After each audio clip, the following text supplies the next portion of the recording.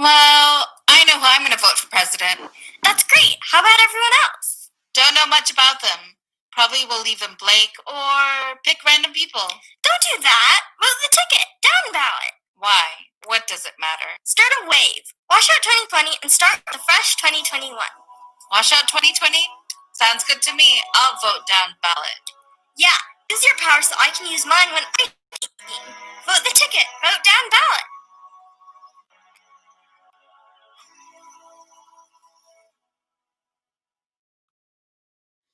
Assalamu alaikum warahmatullahi wabarakatuh, everybody. This is your brother Preacher Moss, host of the SOS to Shout Show. We are in full election mode, so I am hoping to do my part and push the idea of down ballot voting. When I say down ballot voting, means yes, there's a top of the ticket, but there's a bottom of the ticket that specifically applies to local politics. And I'm hoping and asking everybody, begging everybody, complete the entire ticket. I'm not saying Republican, Democrat, wink, wink, but please complete the entire ticket. So we're going to kick with our show here in a minute. I figured I'd do something different, a little bit different. So we're going to start out with our normal spot, and I will see you guys in a minute. ShOUT show coming right at you. Hey, everybody. Assalamu alaikum. I hope you're having a wonderful day. Make sure that you hit the subscribe button and the notify button so you know when you're getting new episodes. And we just want to grow this project. I thank you in advance. Without further ado, let's get it rolling. The ShOUT Show.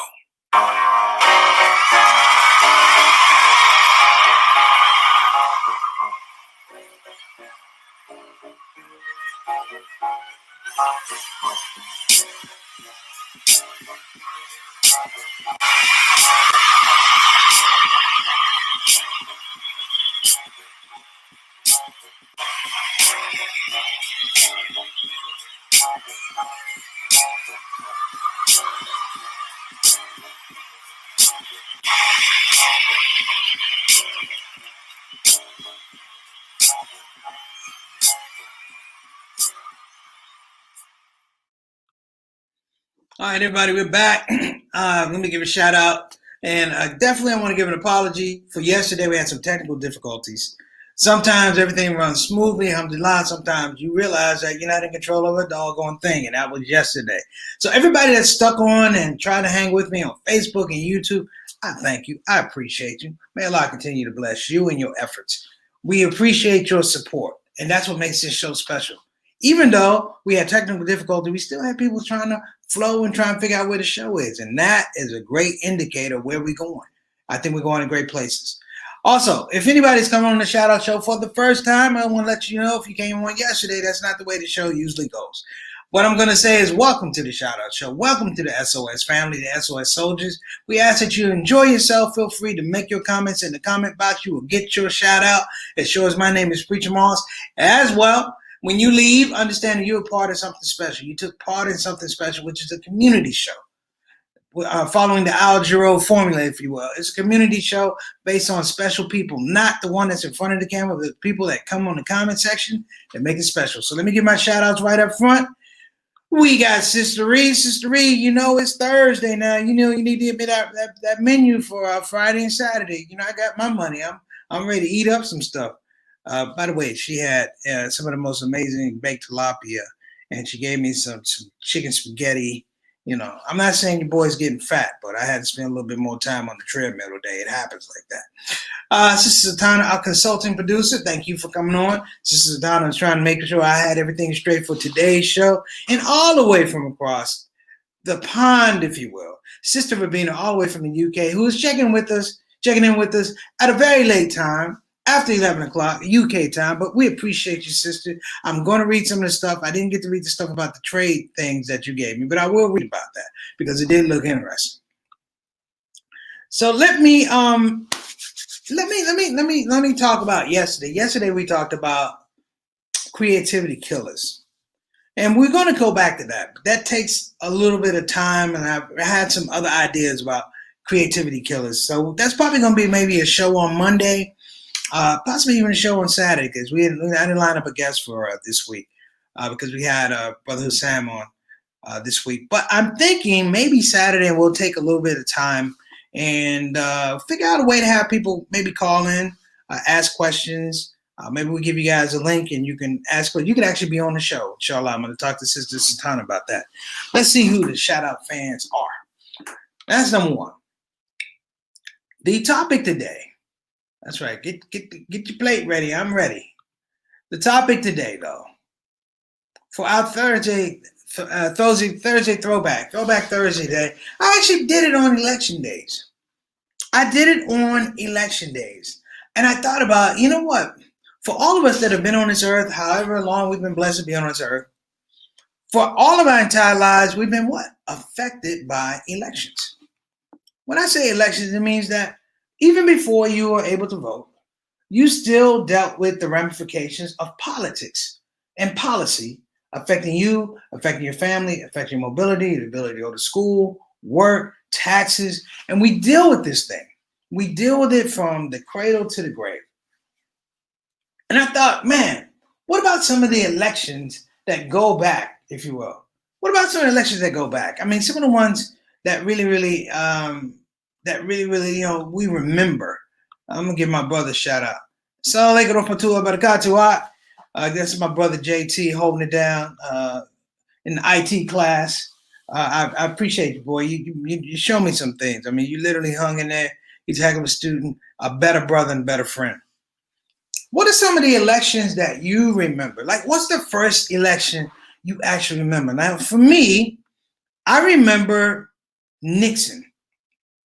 And this is how I remember Nixon. My dad's jaws were tied. My dad's jaws were tight for the whole election season. He did not like Nixon. And I really haven't had a chance to understand why. I mean, you can go through historically, but it was interesting because Nixon actually had a lot of appeal to African Americans back then. Because you have to realize before Nixon, it was Johnson. Before Johnson, it was Kennedy. And in that space, Kennedy, Johnson, Nixon, if you will, it's really, really important to note that you're talking about a span of time that's really, really close to the Voting Rights Act. It's very close to the Voting Rights Act. And in that space, you have all this social change, all this social realignment, if you will, based around voting. Now, what I do remember about Nixon was that he wasn't a likable guy. He wasn't a likable guy. So when people went to the polls, he won, but he won on tricks. As a young person, you can watch people. If you ever want to figure out somebody's character, leave them alone maybe 3 or 4 minutes with your child. I mean, don't leave them alone, but just watch them interact with your child. And you can tell if it's genuine and if it's fake.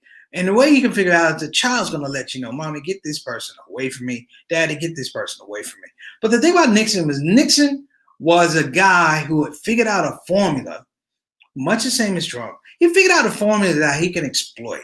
Like for anybody who really wants to understand what's going on now, the politics that you're dealing with out of the White House largely have to do with what was working back during the era of Nixon. The demonization of immigrants, Nixon. Linked them to something dirty, linked them to something illegal. Back then, it was drugs. Now it's immigration.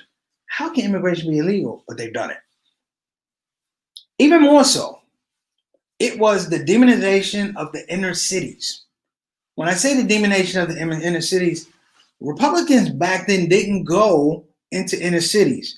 They created narratives for people who were afraid to go into the inner cities, and that was what would carry. Back to that time, what I do remember about the Nixon election is that blacks, Latinos, Native American, and the poor had no access to media in a meaningful context outside of social protests. So you figure by 1968, King had been assassinated, Malcolm was gone, and who did you really have? Now, I'm bringing this up because one of the major proponents against Nixon back in the day was a comedian named Wild Man Steve, who had one of the best jokes about Nixon. I can't tell that joke yet. My computer was shut off. And Dick Gregory. Dick Gregory actually was a very interesting linchpin from Nixon, if you will, Nixon to the Republican run, all the way up to the Bushes, Reagan, and then up to Obama. So, and he successfully predicted that Hillary Clinton would not be president probably about 10 to 12 years before she actually ran. He gave me a lot of insights, but I won't go into that. But what are some of the elections you remember? I remember watching the first Obama election. All right, Sister Ike all the way from Indonesia. Waalaikum assalam warahmatullahi wabarakatuh. Come on through. You don't need a passport to come on the show. I remember the first Obama election. And what I thought was interesting was they couldn't figure the guy out. They couldn't figure Obama out. And I realized this is the reason why they couldn't figure him out. Because he knew he couldn't win on the same old Democratic platforms. He knew he couldn't win on the same old Democratic machine because that wasn't his machine. That was Hillary Clinton's machine. And as he developed a framework, a new engine about how to get to the people, I was 1, inspired, 2, impressed, 3, and this is the big one, 3 about Obama back in 2008. I was amazed by the fact that he figured out how to softly touch and turn the buttons of white people, a white constituency that hadn't been seen since the day of King. We're talking about 66, 65, and he found a coalition. Sister Sultana said, she said, I was there. Pat told the world who her husband was. Wives are the reflection of the husband. Yeah. And that was that. Sister Sultana, let me know, is that where you started having more of, you had first ladies, but you had Lady Bird Johnson, folks like that. But then it was a space where nothing was going on. You had Jackie Onassis, but she was quiet. And then you had that. Then you had Nancy Reagan, Gerald Ford's wife. She really wasn't out there like that. The Bush's wife, Barbara, and Little W. But you know what? They was quiet. And then came Obama, Michelle Obama. If anybody gets to watch this, whenever they repeat it on CNN, it's a show called First Wives. And the episode that they did on Michelle Obama is amazing. Not amazing, amazing. Like, oh my gosh, that's amazing. Amazing. I just made up another word. Watch that. Because you're now looking at a situation in politics, and I will get back to it because I know we got off track about first ladies. But elections frame relationships, particularly for first families. All the other first families, Jimmy Carter, remember Jimmy Carter, the peanut farmer? Remember his brother, Billy Carter, beer drinker, all of that, hillbilly, peanut farmer. But he won. And when I saw him win in 76, of course, he was out by 80. He was out in 80. Reagan had gotten him out of there. Of course, that was the Iran hostage situation. So he didn't have a chance. He did have a chance, but he had a failed rescue attempt. Reagan took advantage of that, and he lost. That was it. So Reagan was in office, got reelected. George Bush Sr. was in office, loses to Clinton. Clinton's in office for 2 terms. Bush is in office, and then of course we get Obama, and then we get the guy we got now. I can't even say his name. First Lady Obama only. Okay, man. Well, I think they turned on some other ones, but let's talk about this election. Sister Sultana, you said you were there with Pat Nixon. What was the flavor of elections back then? I think it was like when you went to a convention, you had a whole convention process, if you will, delegations. For the most part, when you look back on it, it was pretty corny. It was actually pretty corny. But it wasn't mean-spirited. It was corny, but it wasn't mean-spirited. Sister Rabina is throwing this out here about Jackie O. She was forced to remain quiet because she would intellectually outshine her husband. I do believe that because when she when she got remarried, I feel like the guy that married her married up. She didn't marry up. That guy married up. But I'm talking about, some of the elections. Like I can remember at a very young age that my parents were able to vote after they got off of work. And it was a very peaceful, excuse me, it was a very peaceful thing. The school was open. Actually, you would go to school that day. Part of the school was shut off. Parents would come in, vote. Voting was a community thing. Does that make sense to you? Like it was a community thing. Like we had people who were, of course, they were politically involved, but it didn't have the bitterness. And there was still this thing, the back and forth, where like America was still America. Does this make sense? Like when I say America was still America, it means like, okay, cool. If you win, there's still some codes. There's still a rubric about how you're supposed to act in that space of being the president. You're gonna have Republican Party, you're gonna have Democratic Party. But then it switches. It switches. I want to say it switches with Reagan. The whole idea of voodoo economics, I know you haven't heard that term before in a while. Voodoo economics, trickle-down economy, all that type of stuff. And I want to say this about Nixon. Nixon begins to make this thing racialized because Nixon starts writing into law, state law, local law, provisions that allow the prison system to explode. That's the thing I remember. The prison systems exploded under Nixon. And they continue to explode because a lot of the same operative laws on there, the disadvantageous, damn near illegal, they're still on there because no one's saying these are the laws that are hurting us.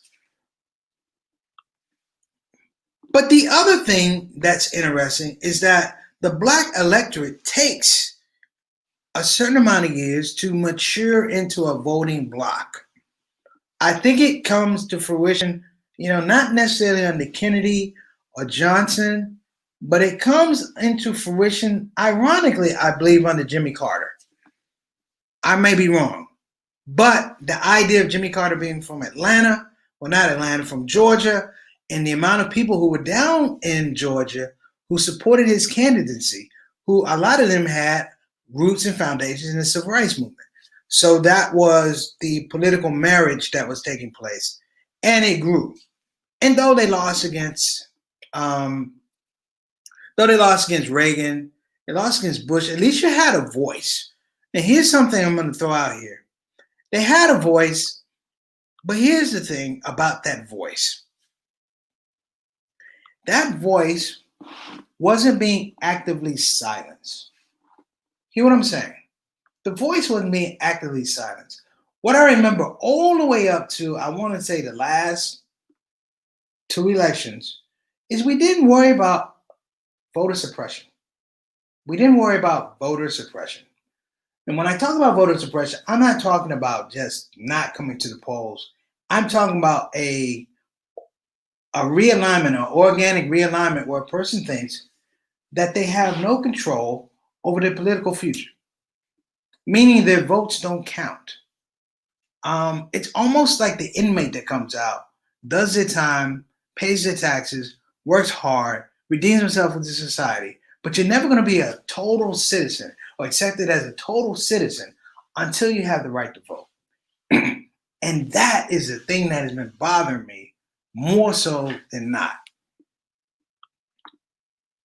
That Reagan playbook, if you will, the Reagan playbook is still in effect.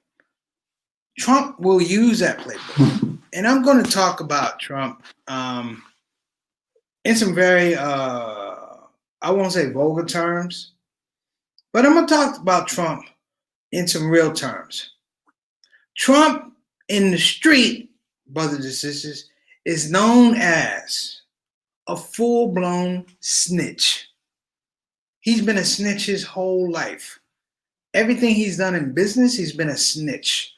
There's two types of snitches, brothers and sisters, and work with me on this. There are two types of snitches. Snitch number one is the snitch who was there with you when he did the crime. He told on you first, so he got the better deal. That's snitch number one. Snitch number two is the person, when they say, what do you got on X amount? He has nothing, but he makes it up. Knowing that making it up, he puts you in a hole. It's not about the truth, it's about self-preservation.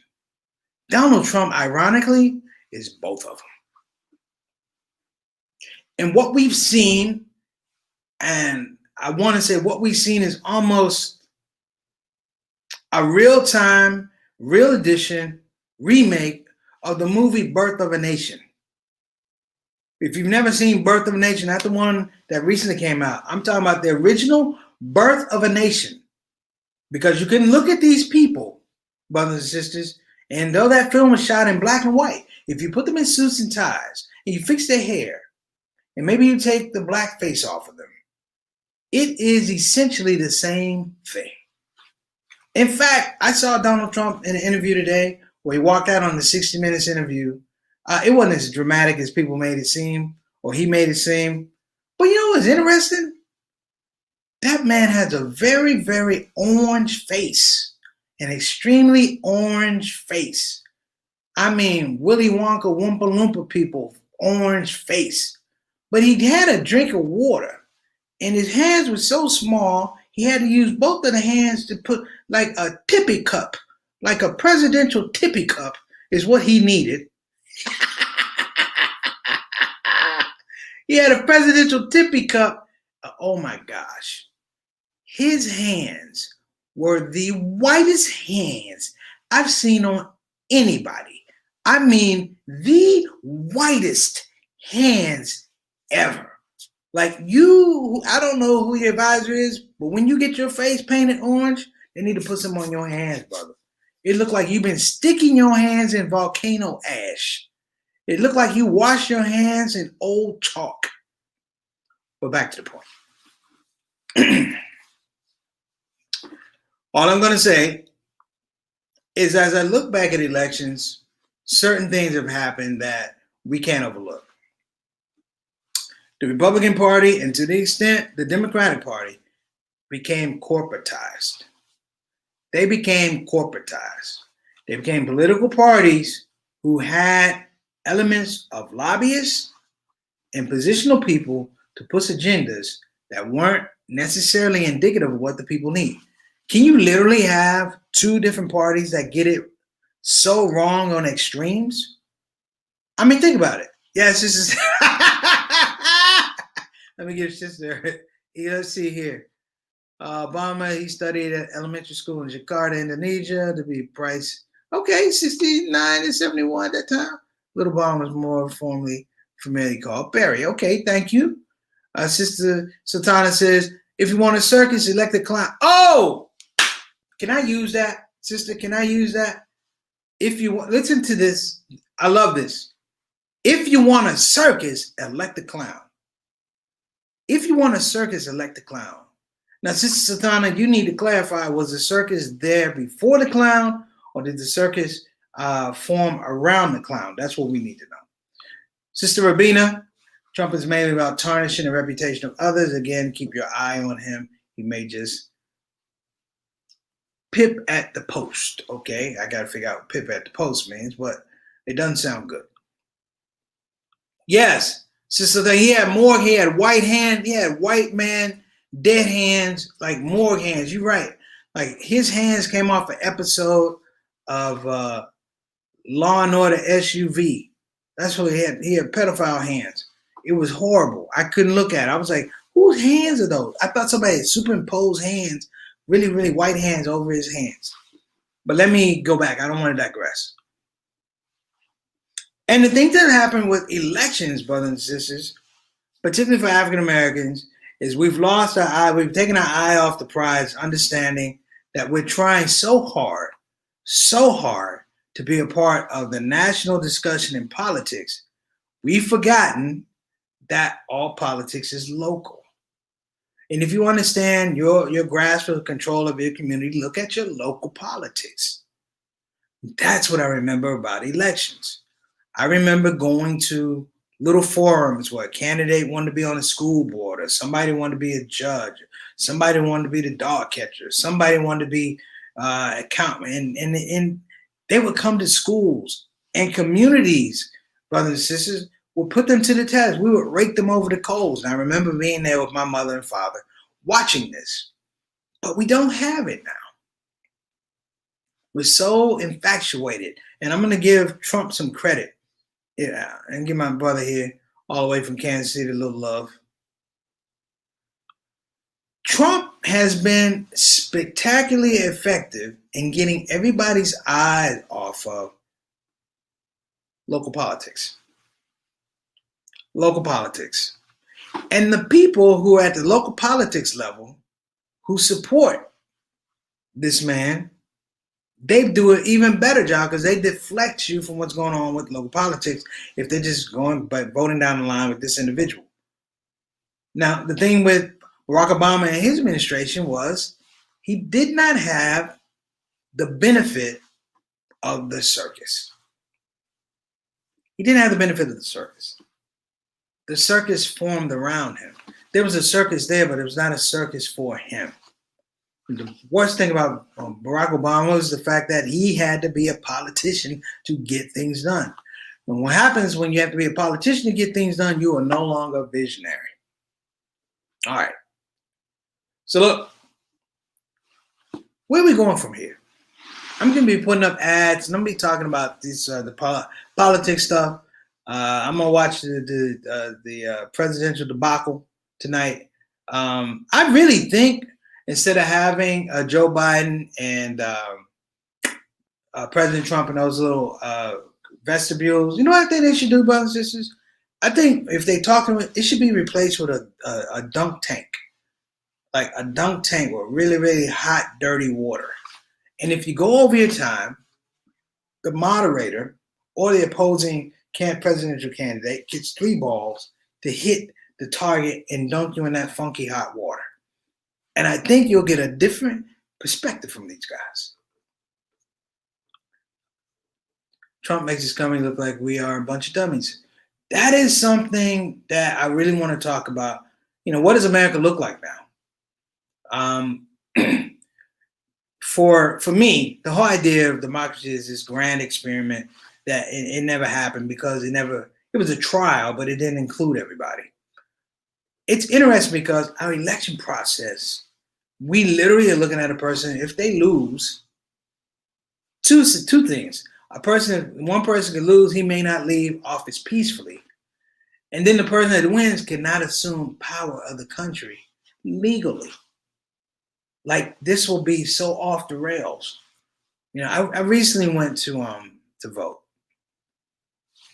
And it wasn't like down in Georgia where people stand in line like, 3-4 hours and stuff like that. I pretty much went to the front of the line and went through. And it had to do a lot with the time of day.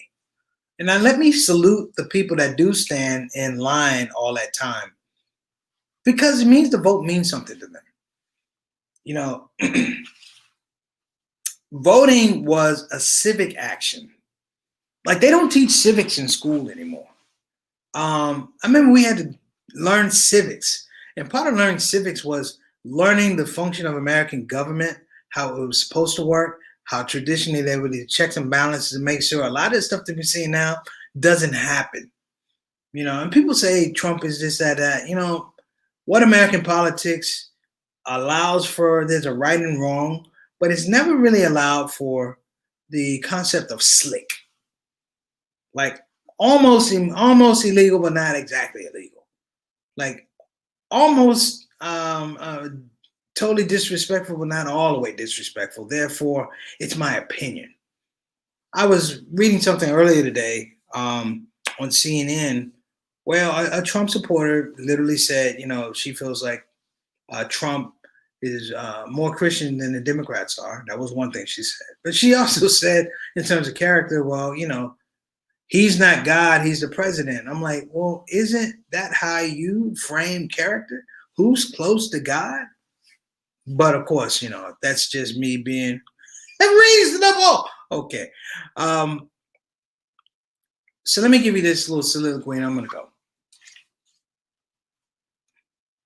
this election, when you watch people go to the polls, it's a generational election. Let me tell you what I mean. It's a generational election, meaning the very old are going to go and the very young are going to go. Because everybody sees where we are now as a generational crisis. I would even go further to say that if COVID had not happened, we still might be in this exact same position today because so many people were fed up. What we have now is conditions, scenarios, and episodes where you can attach anger, you can attach a position, but you also look clearly at the character of a man in a position. Don't get me wrong, this is not a Joe Biden commercial or endorsement. Joe Biden has plenty of problems and issues, and I brought them up as well. Joe Biden been around a long time. There's a reason why he was Vice President Joe Biden before he had a chance to be President Joe Biden. So let me give a couple shout outs before we do that. Oh, Sister Naima is on the line. Let's see here. It's the liberal democracy. Okay, I got you. I can tell you that the U.S. on the international, America does not stand in good stead on the reputation level. Yeah, I feel that. You have a lot of people. I mean, I'm looking at the news yesterday. Obama's giving his speech. Breaking news. Iran is trying to interfere in our elections. Now think about it, people. Doesn't Iran have enough problems with sanctions? Why would you even do that? And then I'm like, what's the crisis? Iran tried to threaten, quote unquote, posing as the Proud Boys, tried to threaten 180 people via email. I'm like, that's the best you can do, 180 people with email? They probably send it on Juno. Or my God forbid, AOL that I have. I probably got 10 of them. Let me give a shout out to Sister Naima. Wa alaikum assalam wa rahmatullahi wa barakatuh. So I'm about to get on. We got Bugs. How you doing, Bugs? Thank you for coming on the show. I think you're a new one. I thank you for coming on the show, Bugs. We're going to wrap up, but you're more than welcome to come back on the show. So, brothers and sisters, like I said earlier at the beginning of the show, I'm going to spend more time, talking not so much about the candidates, but about the process, about where we are as a country and where we have the potential to be, and where we should expect to go. Whether Trump wins, whether Biden wins, it has to be that the American people win.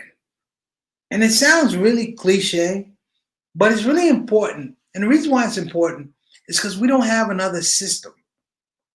In America, democracy is plan A, plan B, and plan C. If you don't have that, it's sort of like Trump's healthcare plan to replace Obamacare. It's coming, it's becoming, it's coming. He doesn't have it. In America, we don't have a plan B or C to put up there if democracy goes away. So I'm going to say we need to be diligent in making sure that whoever wins, democracy is the thing that we hold on to. That framework is still going to be in place. All right, I got a couple more shout outs, and here we go. We being excited, but you got a pervert, and yeah, you got a lot of stuff. Sister Sultana, I don't believe it. I was like 180 emails. I'm like, come on, bro. Why you worry about 180 emails? 221,000 people have died from COVID. See what I'm saying? It could be me, but I could be right. All right. Look, I'm going to get out of here. We're going to advance. Yes, we need free health care and education. We need all that stuff. What we need to do is, China's bank. There you go. We've got a lot of stuff going on. I'm glad we are all aware. Keep those antennas up, brothers and sisters. Keep those antennas up. This is your brother, Preacher Moss, host of SOS. You've been amazing. I appreciate you coming out and rolling with me for a little bit. We'll be back tomorrow. And don't worry about it. We're going to do that show, Creativity Killers, because it's a good show, and I want people to understand that concept, particularly in times right now where creativity is damn near dead. We have a deficit, particularly our political process. And I want to make sure that everybody develops their own process, their own rubric to engage their own creativity, improve their lives as well as the lives around them. All right, everybody. Assalamu alaikum wa rahmatullahi wa barakatuh.